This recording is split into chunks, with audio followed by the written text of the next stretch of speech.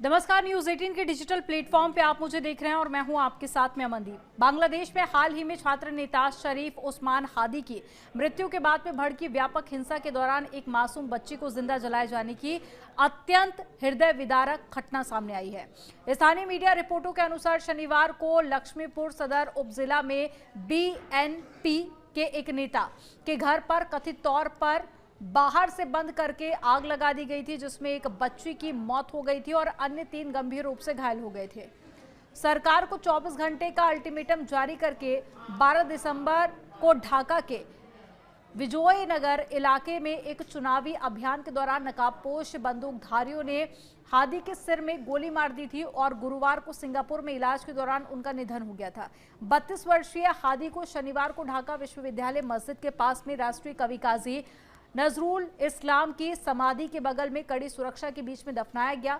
उनकी मृत्यु के बाद में पूरे बांग्लादेश में हमले और तोड़फोड़ की घटनाएं हुई, जिसमें गुरुवार को चट्टग्राम में सहायक भारतीय उच्चायुक्त के आवास पर पत्थरबाजी भी शामिल है।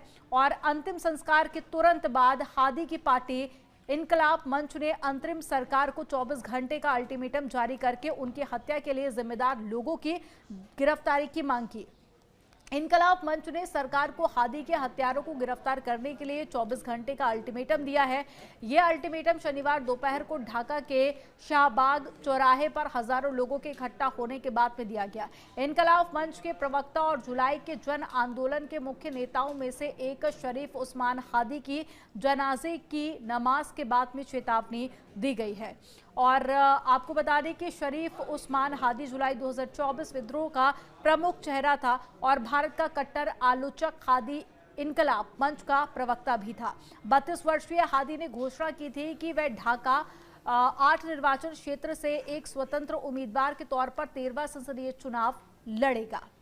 हादी के परिवार ने शाहबाग में एक स्मारक बनाने की मांग की है और यहीं से उसने बांग्लादेश में सत्ता परिवर्तन आंदोलन की शुरुआत की थी और यूनुस सरकार ने उसकी मौत पर एक दिन के राजकीय शोक की घोषणा की है और उसका शव शनिवार को संसद के नजदीक दफनाया जाएगा। इसके मद्देनजर पूरे ढाका में सुरक्षा काफी कड़ी कर दी गई है। बांग्लादेश उच्चायोग की सुरक्षा बढ़ा दी गई है। बांग्लादेश में हिंसा के बाद में नई दिल्ली स्थित बांग्लादेश उच्चायोग की सुरक्षा कड़ी कर दी गई है। दिल्ली पुलिस ने उच्चायोग और उसके आसपास अतिरिक्त बल तैनात किया है। दिल्ली पुलिस के अनुसार उच्चायोग की सुरक्षा गुरुवार रात को बढ़ा दी गई है। शुक्रवार को आसपास बैरिकेडिंग की गई है और आने जाने वाले वाहनों की सघन जांच भी की जा रही है।